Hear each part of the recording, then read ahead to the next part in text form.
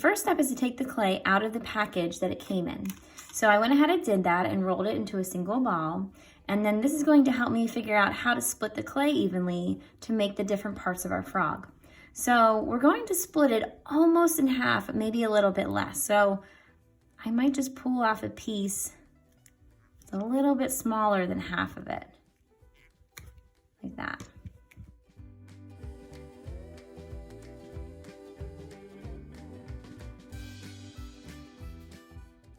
So as you can see, I have 2 pieces of clay now. One of them is a little bit bigger than the other. We're gonna use this for the body, and we'll be using this for the details like the legs, the tongue, and the eyes. So the first thing we're gonna do is take the larger piece of clay and make sure it's a nice rolled, even ball of clay.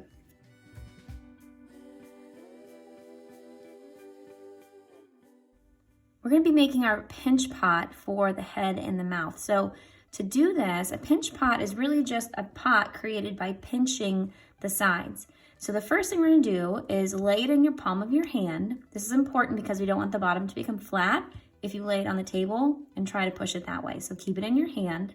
You're gonna take your thumb and give it a little belly button right in the middle, like that, okay? And when we pinch, don't pinch it like a crab would pinch their claws like this. We actually want our fingers to be more like a duckbill with a straight finger. And so I'm gonna keep my fingers a little bit straighter. I'm just gonna pinch a little bit and then turn my pot to the side and then pinch it again. And again, that's going to make sure that my walls of the clay stay a little bit more even from the top to bottom versus that crab pinch.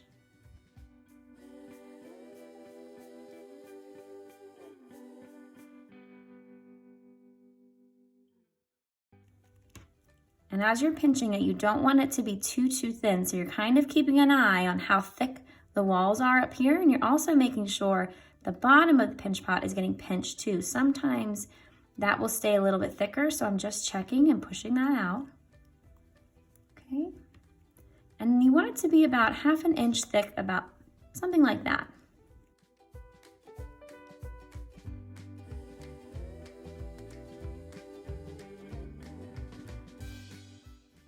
Now, if you have some rough edges, you can kind of smooth that out. Sometimes I like to give it a gentle little tap on the table so those bumpy edges are a little bit more even.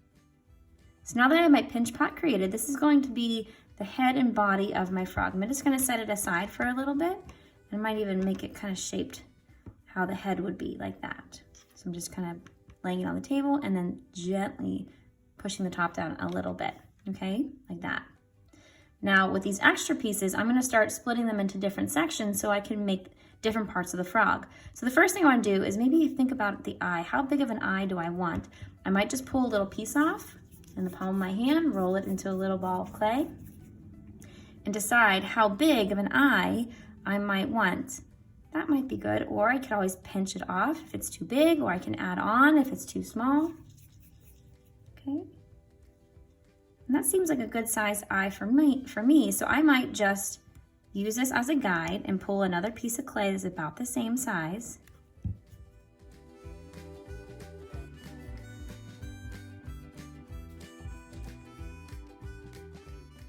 Now to attach these eyes, it's actually pretty easy.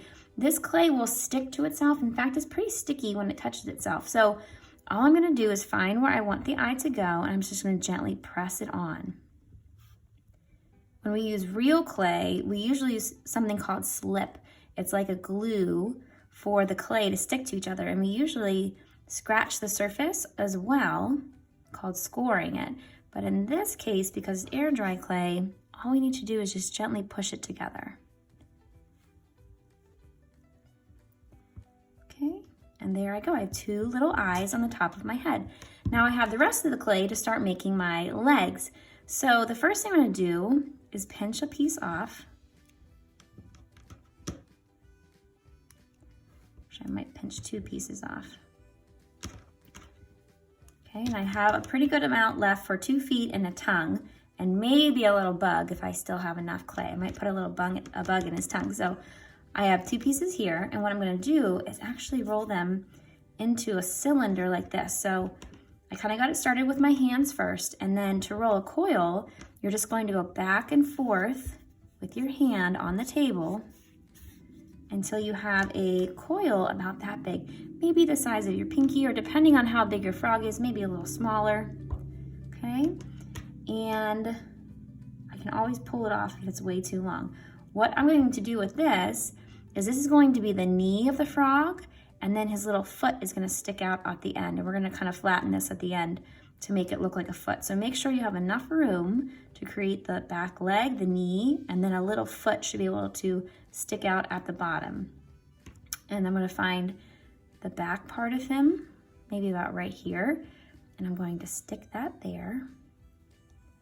And then, like I said, I'm gonna push his foot up and actually flatten it out a little bit so I can make some frog toes. Okay, and I'm just going to push this on. I might even try to smear gently the back into the clay. Okay, careful not to lose the shape of your pinch pot though. Okay, so now I have one leg on the back of his body. I'm going to take that other piece I made that's about the same size. Once again, roll it back and forth with your hands. I probably should have rolled those two coils at the same time to make sure they were the same thickness. But I got a little too excited. Okay, and I'm going to find another spot here on the back. Push that on.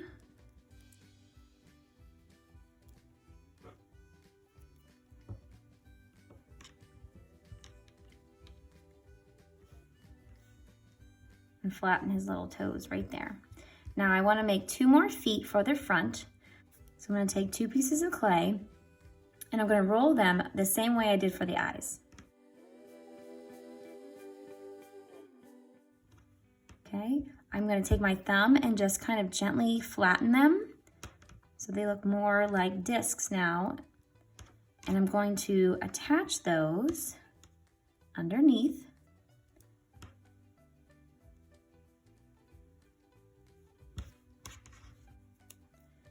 Okay, so my last step is to create the tongue, maybe a little bug or some kind of extra detail. Maybe you wanted to make a little bow for your frog or a little hat or something else to your frog. You could save some of your clay for that. I'm going to make my tongue first. So I'm gonna go ahead and roll my tongue first. So I saved some clay to make a bug. I'm gonna set that aside. And then I'm gonna take this extra clay and just like we did for the back legs, and get it started, I'm going to roll a coil back and forth until it's the thickness and the length that I want. I'm gonna curl mine, so I'm making mine kind of longer. Okay, and then I'm gonna wait to attach this until I get my bug created. So I'm gonna do that now.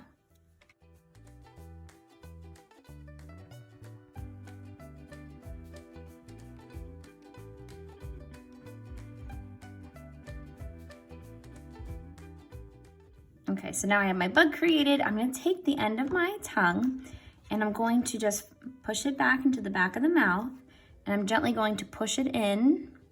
If I can, I'm going to try to smear it in a little bit, and make sure it's stuck like that.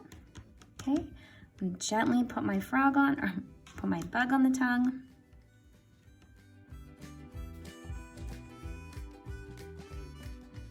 And I'm going to roll this around until I'm happy with how far it's out. All right, now the last step is to add your little details. So you could find the end of a paintbrush or a pencil or a toothpick, and I'm just going to go ahead and poke in the pupils for the eyes. You can also give him 2 little nostrils. I'm going to give little toes on each foot. I'm just going to press into the toe.